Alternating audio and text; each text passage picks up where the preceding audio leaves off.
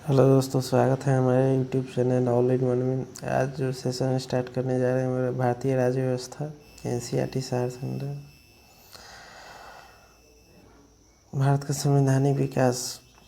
Regulating act 1773 द्वारा सर्वोच्च न्यायालय की स्थापना कहाँ की गई थी? कलकत्ता में 1774 में।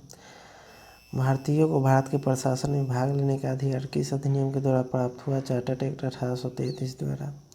भारतीय विधान परिषद को बजट पर बहस करने की शक्ति किस अधिनियम के द्वारा प्राप्त हुई? भारत परिषद अधिनियम 1892।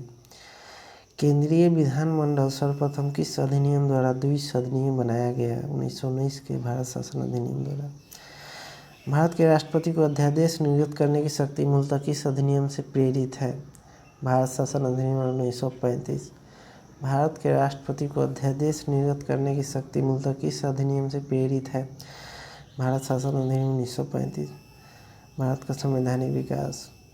ईस्ट इंडिया कंपनी के अंतर्गत पारित एक्ट।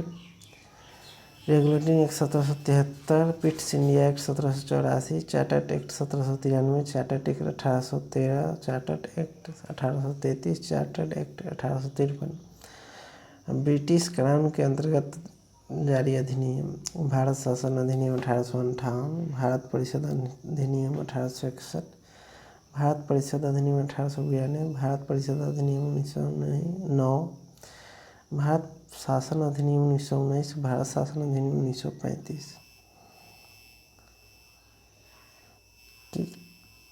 केंद्र में द्वैत शासन व्यवस्था किस अधिनियम के द्वारा लागू की गई थी? भारत शासन अधिनियम 1935। केंद्र में द्वैत शासन व्यवस्था किस अधिनियम के द्वारा लागू की गई थी? भारत शासन अधिनियम 1935। ब्रिटिश भारत में किस अधिनियम में संघीय शासन शब्द का प्रावधान किया गया था? भारत शासन अधिनियम 1935 में। अखिल भारतीय भारत संघ स्थापित करने का प्रावधान किस अधिनियम में था? भारत शासन अधिनियम 1935 में। भारत के संविधान में केंद्र और राज्यों के मध्य किया गया शक्तियों का विभाजन भारत सरकार अधिनियम 1935 पर आधारित है। भारत के संविधान में केंद्र और राज्यों के मध्य किया गया शक्तियों का विभाजन भारत सरकार अधिनियम 1935 पर आधारित है। एक निर्वाचित संविधान सभा द्वारा भारत के संविधान का निर्माण करने का प्रस्ताव किसके द्वारा दिया गया था? कृषि मिशन द्वारा। भारतीय संविधान सभा का गठन किसके अंतर्गत किया गया था? कैबिनेट मिशन के अंतर्गत। कैबिनेट मिशन द्वारा प्रस्तुत योजना के अनुसार संविधान सभा में प्रांतों से प्रतिनिधियों का निर्वाचन किस अनुपात में किया गया था? 10 लाख की जनसंख्या पर एक सदस्य। भारतीय संविधान का निर्माण करने वाली संविधान सभा के सदस्यों का चुनाव किसके द्वारा किया गया था? विभिन्न प्रांतों की विधानसभाओं के द्वारा। अंतरिम सरकार का गठन 1946 में हुआ था, जिसमें जवाहरलाल नेहरू को राष्ट्रमंडल संबंध और विदेशी मामले था। सरदार पटेल को गृह सूचना एवं प्रसारण मंत्री।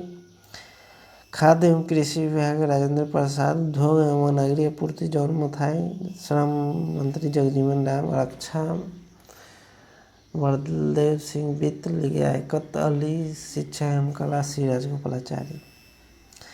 भारत शासन अधिनियम 1919 की समीक्षा करने के लिए 1927 में साइमन्स कमीशन का गठन किया गया था।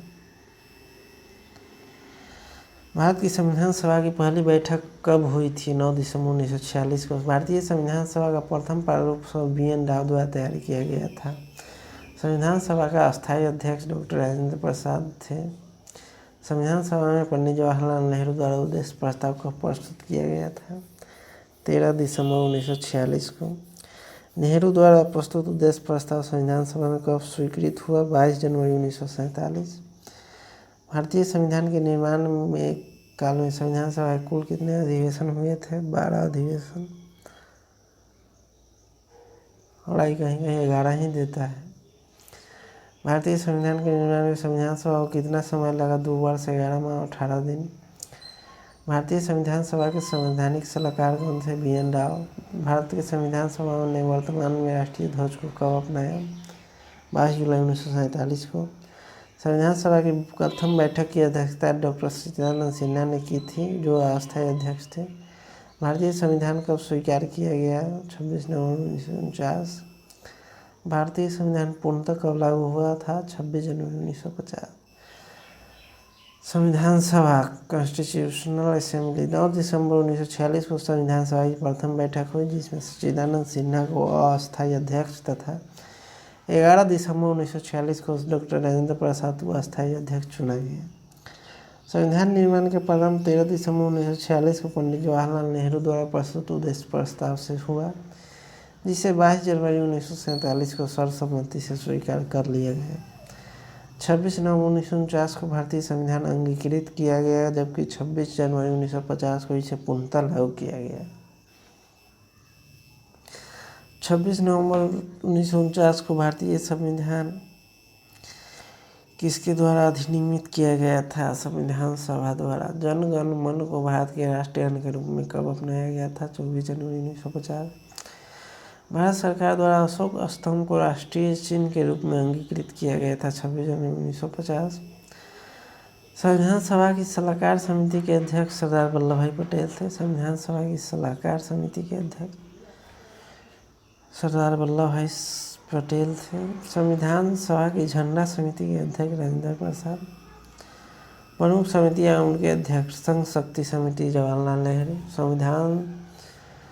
संघीय संविधान समिति जवाहरलाल नेहरू, प्रांतीय संविधान समिति सरदार वल्लभ भाई पटेल, प्रारूप समिति भीमराव अम्बेडकर, मौलिक अधिकारों एवं अल्पसंख्यकों संबंधी परामर्श समिति सरदार वल्लभ भाई पटेल, प्रक्रिया नियमन समिति राजेंद्र प्रसाद, राज्यों के लिए समिति जवाहरलाल नेहरू, संचालन समिति राजेंद्र प्रसाद।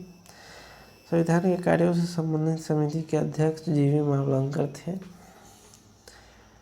डॉक्टर भीमराव अम्बेडकर की अध्यक्षता में संविधान सभा की प्रारूप समिति में 6 सदस्य एन गोपाल स्वामी अयंगर, डॉक्टर के एम मुंशी, बी एम मित्रा, बाद में इनके स्थान पर एम माधव राव, अल्लादी कृष्ण स्वामी अय्यर, मोहम्मद सदुल्ला तथा डीपी खेतान के स्थान पर बाद में टीटी कृष्णाचार्य थे। संविधान सभा ने बी आर अम्बेडकर की अध्यक्षता में प्रारूप समिति का गठन किया था 29 अगस्त 1947 को। डॉक्टर बी आर अम्बेडकर का संविधान सभा में निर्वाचन किस प्रेसिडेंसी से हुआ था? बम्बई प्रेसिडेंसी से 1947 से 50 के लिए, पहले बंगाल प्रेसिडेंसी से 1946-47 में। भारत का संविधान मूलतः 2 भाषाओं हिंदी तथा अंग्रेजी में लिखा गया था और सभी सदस्यों ने इन दोनों प्रतियों पर हस्ताक्षर किए थे। ये थे आज के